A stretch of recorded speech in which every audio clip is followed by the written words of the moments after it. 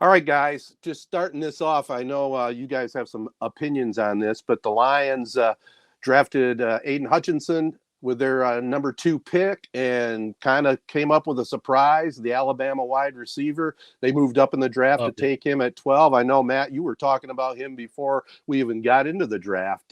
Just overall thoughts on the Oh, I Lions was and pumped. what they did. Yep, I was pumped that they did that. I mean, to start off, the experts, basically every site out there is grading the Lions draft as either A plus, just basically they knocked it out of the park. And I know I was kind of saying like, I didn't know about Hutchinson. It's mainly because I wasn't excited about the unrealistic expectations going to be put on him because of the Michigan and Michigan State fan bases. But now that he's with the Lions, he's a Detroit Lion. Hopefully he's just, a good player.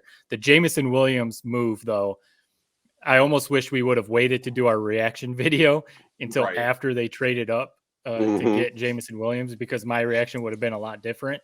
Having watched him, ever since he's at Alabama, he's a stud. He's the type of receiver the Lions haven't had basically since Megatron. He's a very different receiver than Megatron.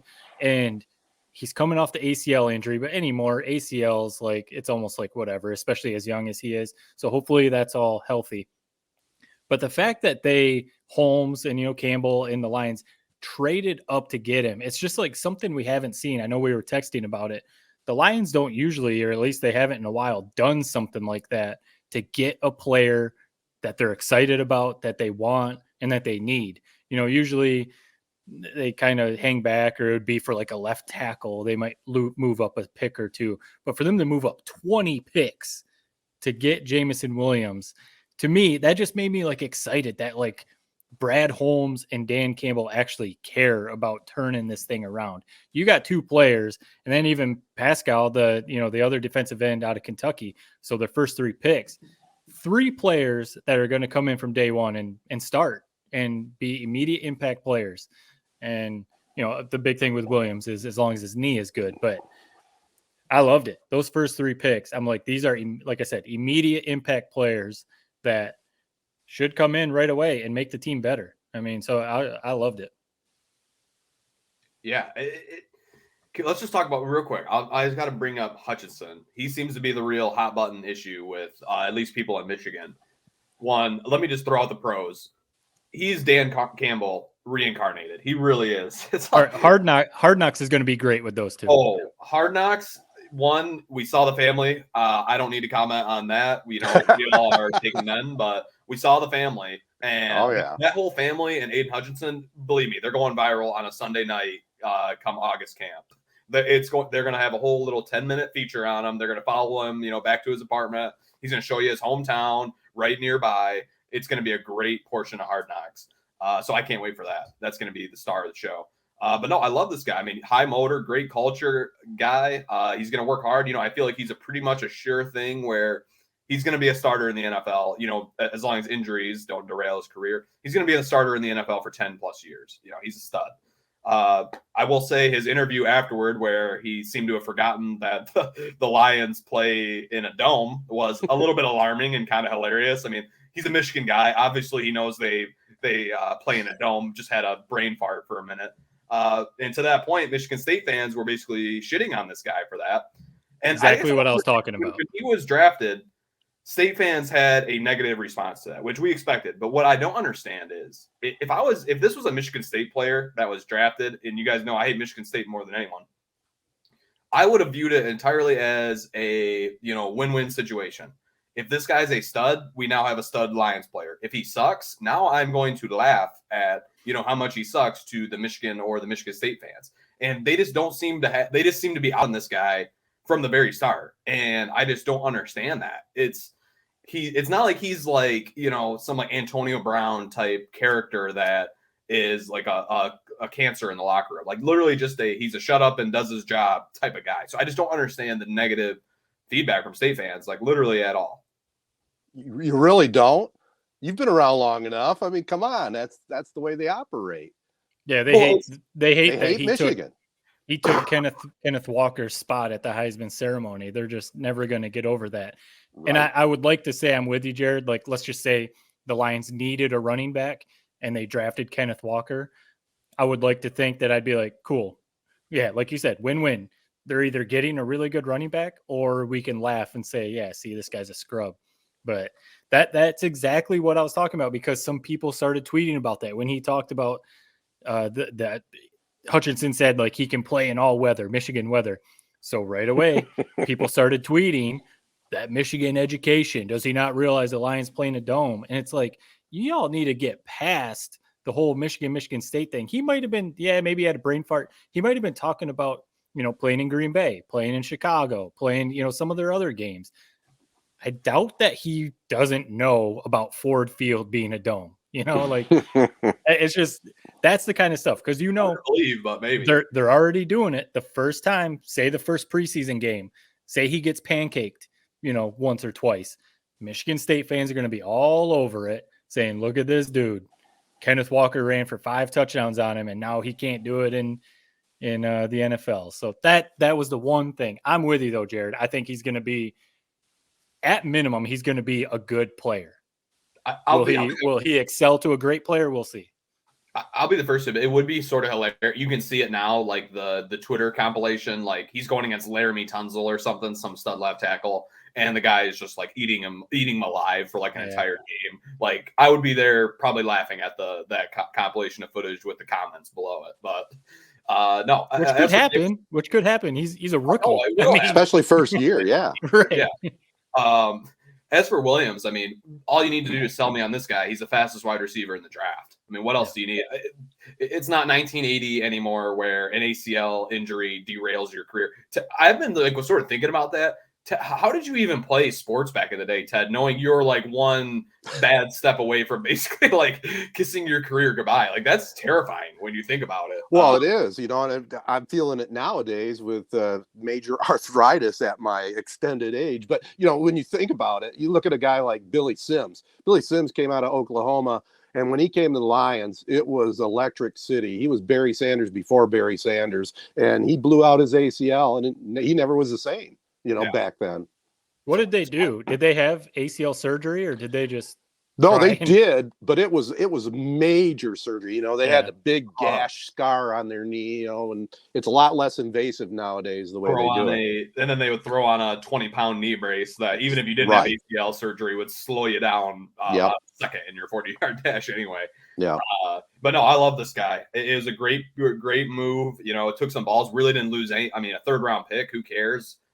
It's always a good sign when Twitter is bashing the other team that you made a trade with, which was Minnesota. So, no, I think it was a great trade. I'm not too worried about the injury. I mean, if he keeps getting injured, there's no way to predict that. There's no way to control that. But one ACL injury, he'll be back. Sounds like he's already planning on coming back for Hard Knocks and for camp. So, I mean, what a great pick. Yeah. I think overall, I mean, let's give our ratings for the Lions. I mean, out of the 3-point podcast scale, I'd say it's a solid 2.9, pushing 3. I'm giving them a 3 because I think they got potential Pro Bowl players and they got positions of need. They need a defensive line help, and I said it on the podcast. I think they needed a game-breaking wide receiver, and they got one. So I give them a 3. Yeah, great draft. I mean, I give it a 3 just for the splash effect. I mean, it's not. That's a once. Like I'm just so used to the drafting of the Arkansas guard, the drafting of Hutchinson, Ebron. Finally, we had a draft night where we actually made a splash, and a consensus is that we had a great draft. So 3.0. I mean, that's the best draft I've seen us have, and since we drafted Stafford or Megatron or something. There's reasons to be optimistic, I think. I mean, it's still the Lions. That's very true. That's what I was going to say. I mean, here we are. We're heading into the season. We got Hard Knocks coming up. We just had a great draft. We'll see how it all unfolds as their career goes. But man, I feel really optimistic again. And, you're hearing people saying this team should win 6 games, could even win more with the right luck and maybe knock on the playoffs. Here we are. It's May 5th. We're recording this. And what are we thinking, right here today, what the Lions are going to do this next season? I think at minimum, so they won 3 games last year. If they if they can't get up to the 6 to 8 win mark, it would be a major disappointment.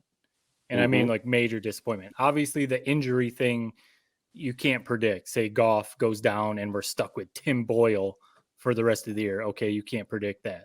Say Ragnow gets hurt again, or Penei Sewell gets hurt. Injuries, aside, everyone stays healthy. If they're not in the 6 to 9, 6 to 8 win mark, I think it's a major disappointment, which if they're in that range, you are kind of competing for a wild card. You may be able to get up to the 8, 9, 10 win mark, with a couple maybe upsets here and there. So they need to be there. And if they're not, I think you can start having questions about, is Dan Campbell the guy? I'm not saying fire him, but with the moves they've made, second year with Goff, the players they already have, you need to get up to 6 to 9 wins, I think. Yeah, I mean, I think it's a 6-7 win at maximum 8 win team. I still think it's just they're hindered by quarterback play, man. I mean, I would trade all these pieces for Russell Wilson, as crazy as that sounds, and we'd probably win more games. My ideal season is 6-7, show a lot of promise. This offense clearly has a lot of pieces. Hutchinson has a great year. Williams is a great pick. And then we just become a quarterback free agent destination. That's my goal for next year. I mean, we don't even need to draft one. We clearly have pieces. We have the left tackle. We have studs all over at the skill positions. Let's build all around. And then just the one last empty hole is a quarterback. Let's either go get a quarterback on a rookie deal, or let's lure a free agent to us. I think we're set to go for the next few years. So are you completely out then, Jared, on Jared Goff? I mean, he did play pretty well down the stretch last year. The team seems to like him. Campbell likes him.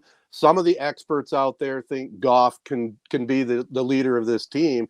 You don't think there's any way he could solidify himself and be the quarterback for the next 4 or 5 years? I think he's a good quarterback. I think he deserves to be a starter in the NFL, but I mean, think about it. If our goal is to win a Super Bowl, you're not winning and I know what you're going to say. Oh, he made it to the Super Bowl already. That Rams team was that was like a perfectly loaded team.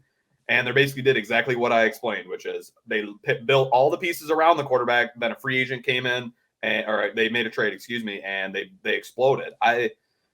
It happens. Quarterback, but man, it's just like you're talking about. We're going to be facing, Josh Allen, Patrick Mahomes of the world, Russell Wilson's. There's so many freaking elite quarterbacks, Lamar Jacksons. It's like we're not going to win against those teams in the playoffs. Yeah, but the big problem with the Lions is, how do you get one of those kind of quarterbacks? I mean, if you're sitting there right now with Jared Goff as your quarterback, and you have all the skill position players lined up on offense, it looks like they've really improved their defense. I mean, why can't they make a run with him in the next couple of years, similar to what the Eagles did with Nick Foles? Well, the Nick Foles thing, that was just like he came in off an injury, right? Carson Wentz was the guy. He did, yeah.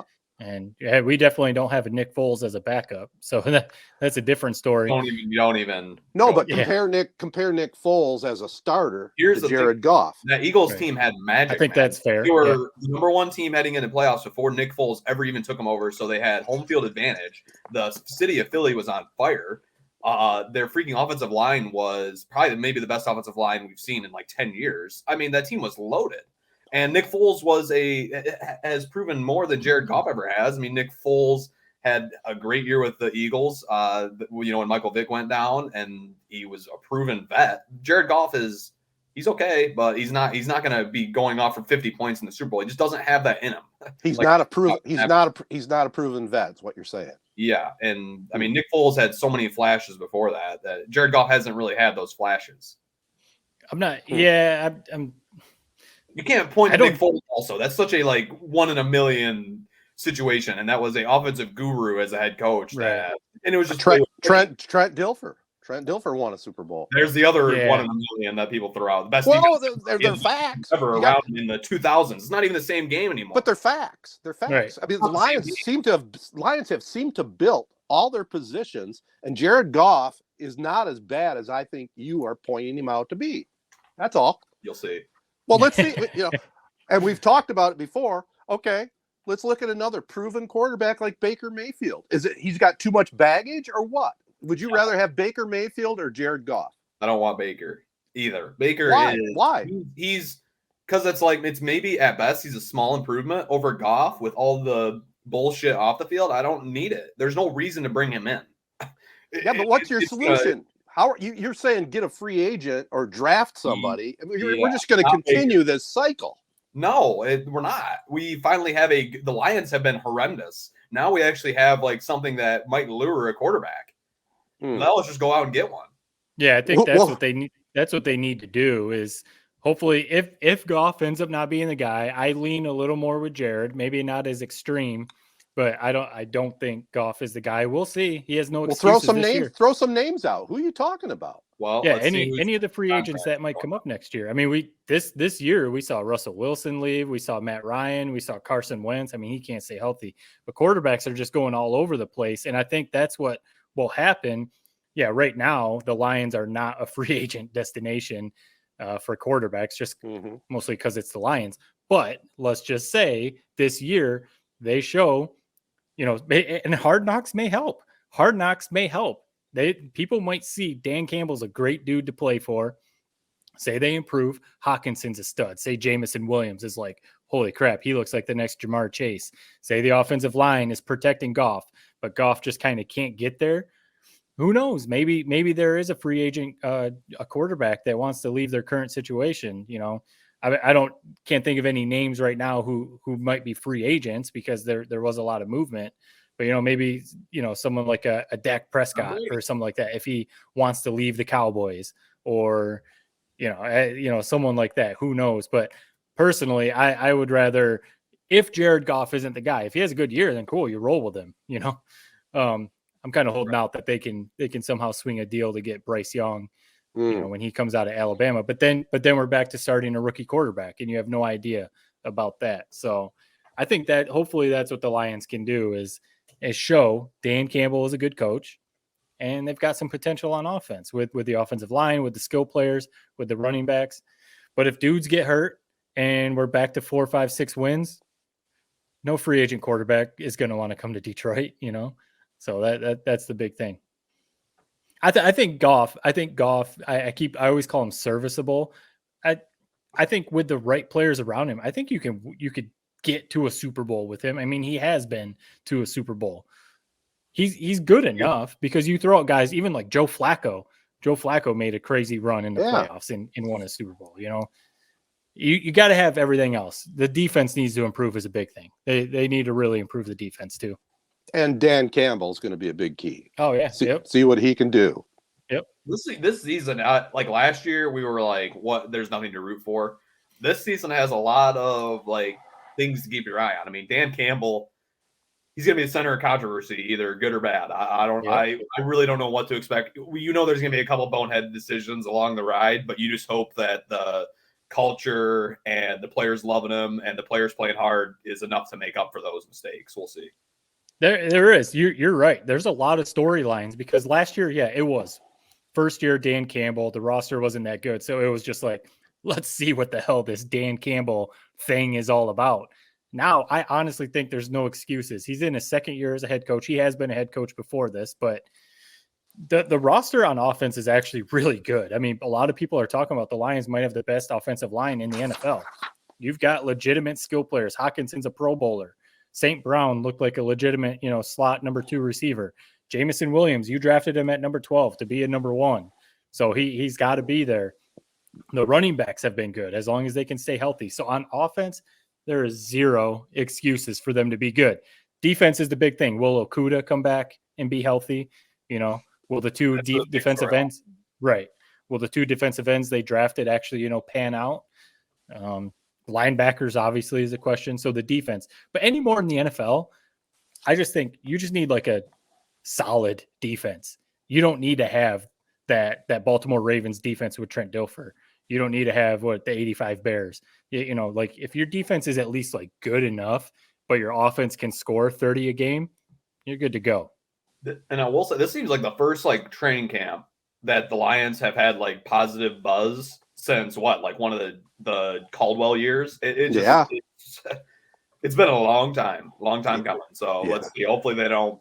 I mean, in Lions fashion, they probably will break our hearts, and someone will end up winning 3 games, or injuries will be all over the place, and Campbell will flame out in 8 games. But I don't know. At this point in time, it's a good time to be a Lions fan. It sure is. And hopefully, I think the number one thing is injuries. I think if they do, and that's the thing in the NFL, you got to stay healthy, and it's tough.